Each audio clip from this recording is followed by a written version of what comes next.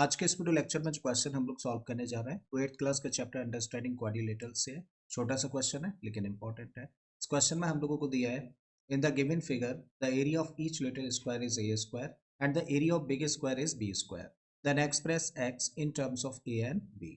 Question में देखिए हम लोगों को यहाँ पर एक फिगर दे रखी है और इस फिगर में हम लोगों को 4 स्क्वायर्स दे रखे हैं। इन 4 स्क्वायर्स में से 3 स्क्वायर्स छोटे हैं और इन छोटे स्क्वायर्स में से हर एक का एरिया कितना है, ए स्क्वायर। जबकि जो बड़ा स्क्वायर हम लोग देख पा रहे हैं इसका एरिया हम लोगों को दे रखा है बी स्क्वायर। और यहाँ पे एक लेंथ है जिसको कि हम लोगों ने एक्स से रिप्रेजेंट किया हुआ है।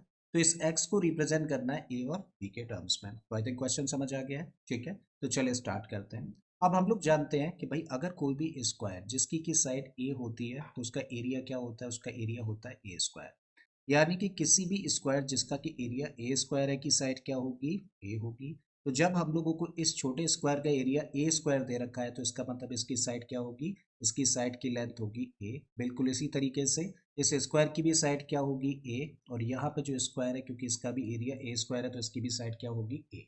और इस तरीके से देखिए ये वाला पार्ट ए हुआ, ये लेंथ भी ए है और ये लेंथ भी ए है। तो इसका मतलब यहाँ से लेके यहाँ तक की अगर हम लोग लेंथ कैलकुलेट करें तो कितनी हो जाती है, प्लस ए का मतलब 3a। आई थिंक बात यहाँ तक क्लियर है।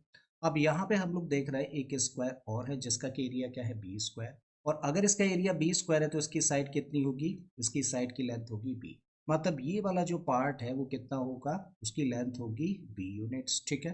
अब अगर हम लोग इस लेंथ को इस लेंथ के साथ प्लस कर दें तो ये पूरी लेंथ बन जाएगी ना। और पूरी लेंथ का मतलब क्या है कि 3a होना चाहिए, ठीक है। तो क्या रिलेशन निकल कर आता है, b plus x equal to क्या होगा, 3a होगा। और हमें तो x को एक्सप्रेस करना है ना ए और b के टर्म्स में, तो क्या करें, इस b को ट्रांसपोज कर दें। तो इस तरीके से x इक्वल टू कितना हुआ, 3a माइनस बी। चेक कर लेते हैं कहीं ऑप्शन में है क्या। So x equal to 3a minus b, मतलब ऑप्शन डी करेक्ट हो जाता है इस केस में।